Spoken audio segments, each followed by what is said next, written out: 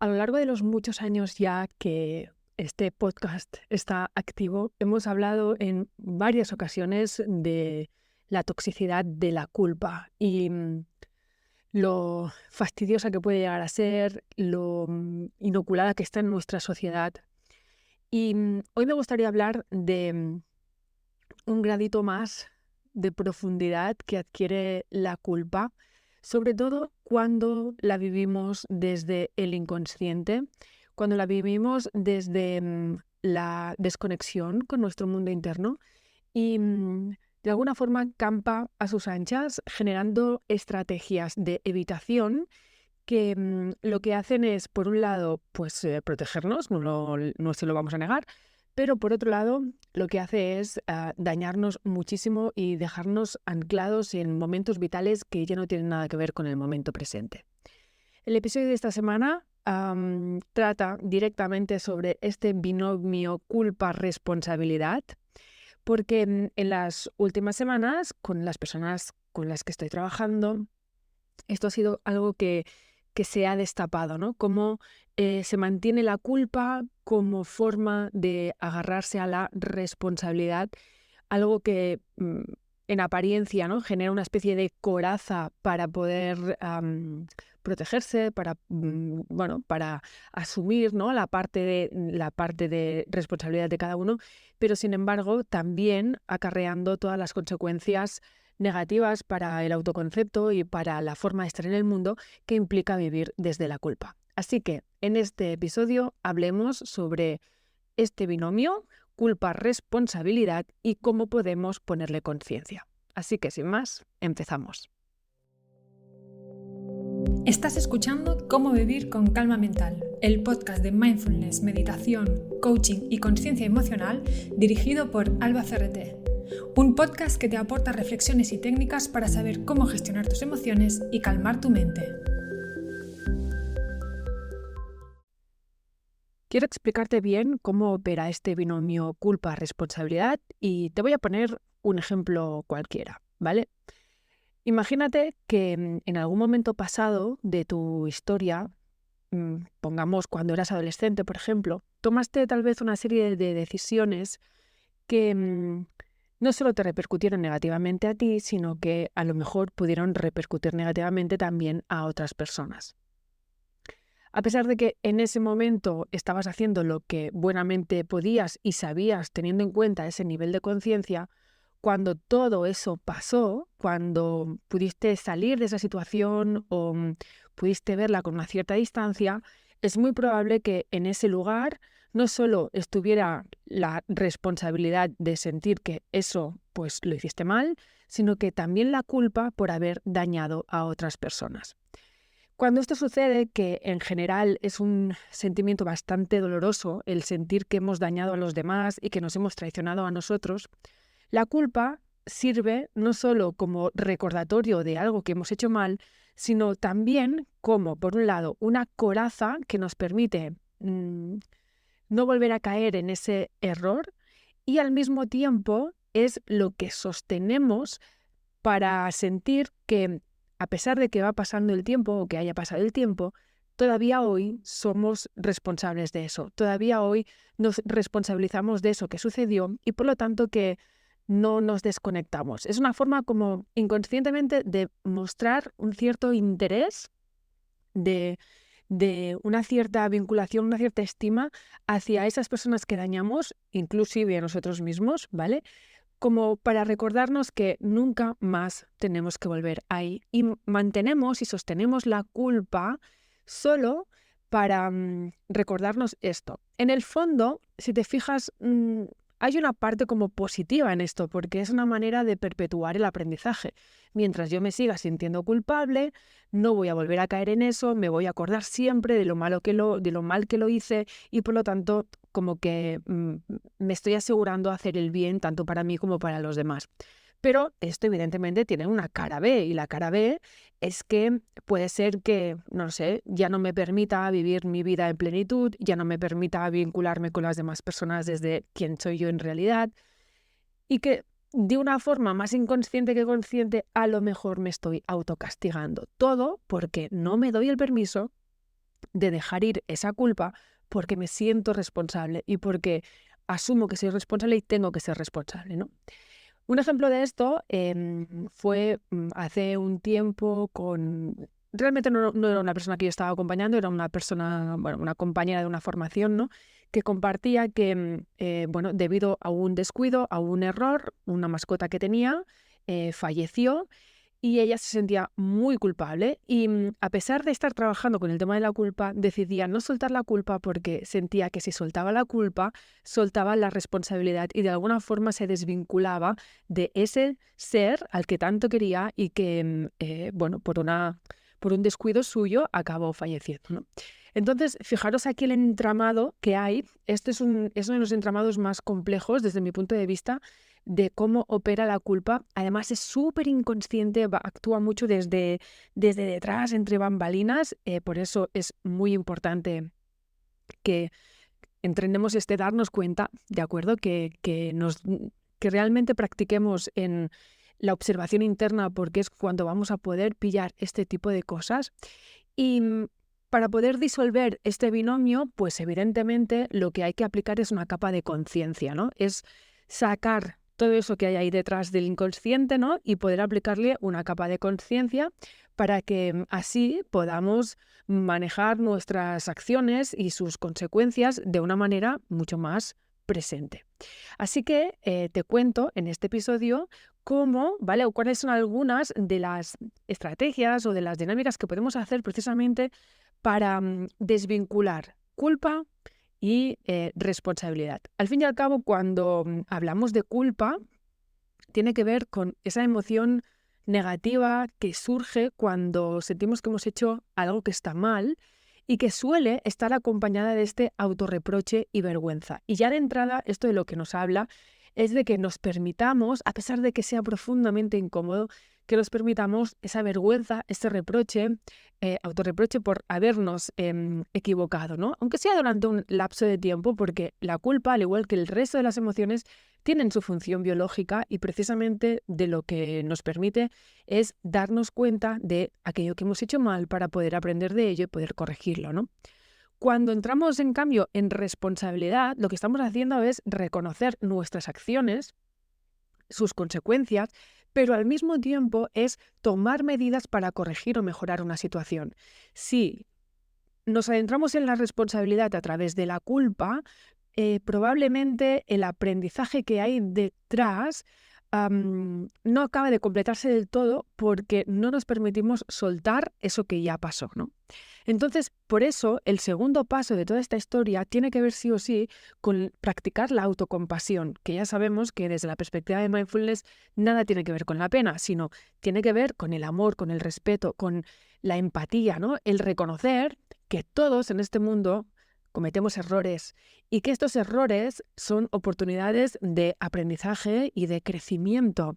Entonces, ¿de qué va la autocompasión? Pues de tratarnos con amabilidad, con comprensión, lo mismo que pasaría si un amigo pues estuviera en una situación similar. Fíjate entonces que hasta aquí de lo que estamos hablando es de pura emoción y sabemos que las emociones son fundamentales porque es a través de la emoción donde se da el aprendizaje real, el aprendizaje que implica un cambio profundo en nuestra forma de ser y nuestra forma de estar en el mundo. Eso, ya de entrada, de lo que nos habla es del permiso de sentir esa culpa, ese remordimiento, ¿no? Esa vergüenza.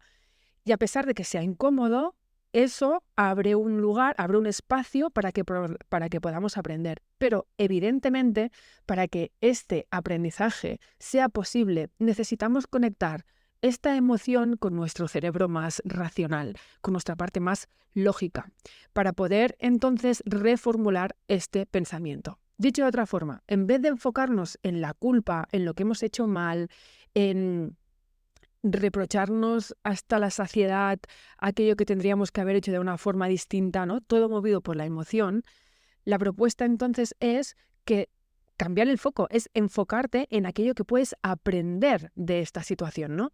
¿Qué puedo hacer para mejorar o para remediar esta situación en lugar de por qué lo hice tan mal? Es decir, colocar tu foco en lo que le llamamos la mentalidad de crecimiento, que considera los errores como aprendizajes. Es decir, entendemos que el desarrollo personal, el crecimiento de una persona es un proceso continuo y que los errores van a formar parte de este proceso, por más incómodo que sean. Por eso, una de las premisas básicas dentro del camino del autoconocimiento y del crecimiento personal implica sí o sí adentrarse en la vulnerabilidad del ser, porque esta vulnerabilidad de ser implica que en algún momento vamos a darnos cuenta de que hemos operado o de que estamos operando desde un lugar que tal vez nos demos cuenta de que nos avergüenza. Y ahí es cuando hay que acoger esa vergüenza, permitirla y reformularla para poder rectificar desde ese lugar, ¿no? Así que date cuenta de cómo en esta disolución de este binomio culpa-responsabilidad hay algo fundamental que es la práctica de la conciencia plena, también conocida como mindfulness, que permite que observemos nuestros pensamientos y nuestras emociones sin juzgarlas. Al mismo tiempo, permite que si surge una emoción desagradable, le demos un espacio para que se manifieste, para ser. Es decir, me doy cuenta de lo que estoy sintiendo, me doy cuenta de toda la perturbación interna que me genera esta situación concreta, presente o pasada, la permito, pero me identifico también cuando estoy cayendo en este patrón de la culpa, cuáles son los pensamientos que van asociados, intento hacer esta reformulación del pensamiento y redirijo la atención hacia una solución constructiva. Algo que, dicho sea de paso, está muy vinculado al adulto, ¿de acuerdo? Digamos que la parte desde el análisis transaccional, que es algo que en Sendero Interior hablamos mucho también, desde el análisis transaccional, el estado del yo padre, por ejemplo, es el que tiene que ver con las normas, con la moral, con lo que está bien y lo que está mal. Es algo que es aprendido y que todos necesitamos para estar en el mundo. La parte del niño es precisamente la que siente las emociones, ¿no? Que se siente culpable, que se avergüenza. Cuando esto se activa, nuestro yo niño es el que está más presente. Y falta aquí entonces la tercera pata de esta historia, que es el yo adulto. Es aquel que toma en consideración cuáles son las normas del juego, las reglas, ¿no? en las que vivimos. Toma en consideración también cuál es el sentir interno que se está produciendo en ese momento en relación a lo que ha sucedido fuera. Y a partir de ahí busca una solución, busca una estrategia. Identifica esos pasos específicos que puede tomar para corregir el error o para mejorar la situación. No es de extrañar entonces que para poder disolver este binomio entre la culpa y la responsabilidad sea absolutamente necesario que te adentres en el reconocimiento de tus propias fortalezas. Es decir, que no solo te enfoques en eso que hiciste mal, sino que también sepas reconocer cuáles son tus dones, tus valores, tus fortalezas, aquello que aporta realmente a ti y al mundo.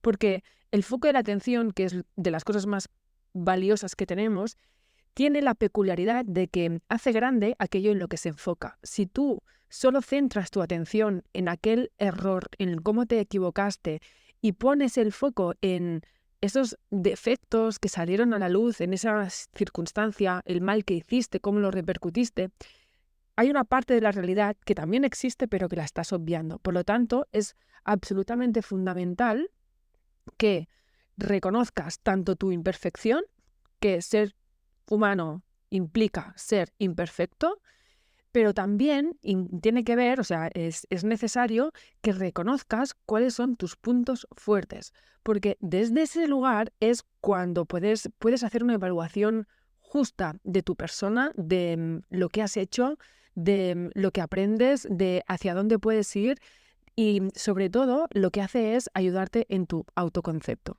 Es por todo ello que salir de este binomio entre la culpa y la responsabilidad ayuda muchísimo a mejorar pues, la salud mental, porque hay menos autorreproches, por lo tanto menos estrés, también menos ansiedad, que está muy proyectada a futuro.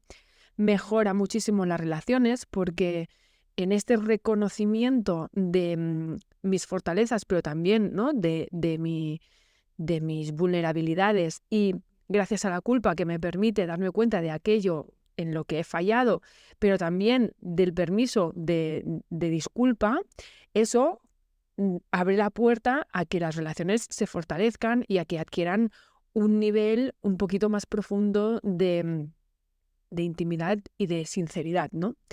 Además, cuando deshacemos, ¿no?, este binomio, lo que nos permite es que haya pues, más oportunidades de aprendizaje y de crecimiento personal, porque no nos estamos quedando ahí atascados en lo que sucedió, dándole mil vueltas y autocastigándonos, sino que permitimos liberarnos, aprender, liberarnos y seguir creciendo. Y por lo tanto hay un permiso hacia la propia vida. Y eso evidentemente vincula con el empoderamiento, ¿no? El sentir que nos responsabilizamos, que nos colocamos en nuestro centro y que en vez de victimizarnos, lo que hacemos es dominar nuestro mundo interno y tomar acción a pesar de que haya podido ser muy incómodo. Sí que tengo que decirte que después de muchos años acompañando personas y en mi propia experiencia, yo me doy cuenta de que la culpa, al ser tan sibilina, tan profunda, tan arraigada, tan operando desde detrás, ¿no?, entre bambalinas, pues lamentablemente, a no ser que haya grandes dosis de autoconciencia, de observación, a no ser que realmente estemos muy comprometidos con nuestro proceso de autoconocimiento a nivel individual en nuestros quehaceres diarios, va a ser un poquito complejo que podamos ver, ¿no?, si no estamos haciendo esto. Y es muy probable que estemos viviendo las consecuencias de este binomio entre la culpa y la responsabilidad, pero que no sepamos muy bien de dónde viene y nos cueste mucho adentrarnos, ¿no?, en la profundidad que tiene todo esto. De ahí la importancia de dejarse acompañar por alguien, por un terapeuta, por un coach, por un psicólogo, por quien cada uno considere, que nos ayuda primero a tener una perspectiva externa, pero sobre todo, que para mí es lo más importante y lo más poderoso de toda esta situación, es que la persona con la que decidimos, ¿no?, emprender este camino de autoconocimiento y de liberación de esta culpa, nos haga las preguntas adecuadas para que podamos ver allí donde no queremos ver, porque evidentemente como es incómodo, como hay esa vergüenza, esa culpa, ese miedo, ese dolor, lo que hacemos es constantemente generar estrategias para mirar hacia otro lado. La gracia y la grandeza de un proceso de acompañamiento y de aquel que te acompaña es que tenga la habilidad de mirar contigo y de apuntarte allí donde sería bueno mirar. Evidentemente, dejándote a ti espacio para que tú observes lo que necesitas observar en cada momento.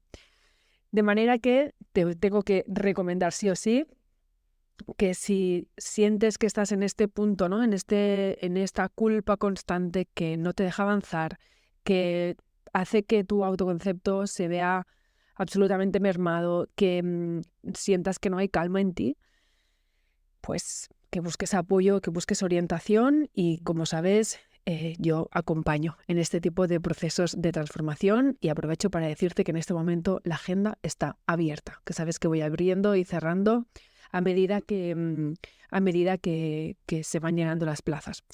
Así que eso es lo que quería compartirte hoy. Espero que te ayude, que le saques provecho, que te permita adentrarte en esta reflexión interna, ¿no?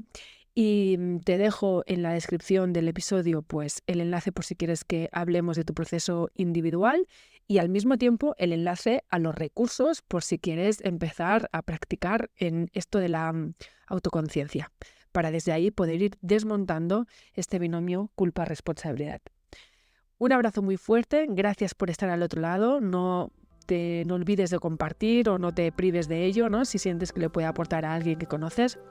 Y yo vuelvo por aquí la próxima semana. Un abrazo muy fuerte y que vaya fenomenal. ¡Chao!